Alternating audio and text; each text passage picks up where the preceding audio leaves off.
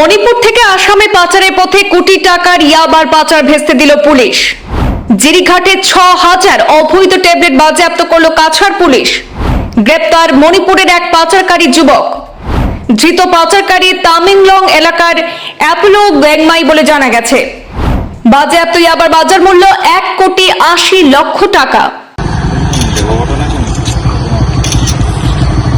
ড্রাগসের বিরুদ্ধে কাছাড় পুলিশের অভিযান অব্যাহত রয়েছে।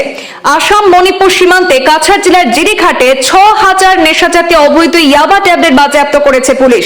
নেশাজাতীয় এই অবৈধ ট্যাবলেটগুলি সহ গ্রেপ্তার করা হয়েছে মণিপুর রাজ্যের এক পাচারকারী যুবককে। ধৃত পাচারকারী যুবকের নাম অ্যাপোলো গ্যাংমাই। তার ঘর মণিপুর রাজ্যের তামিংলং এলাকায় বলে জানা গেছে।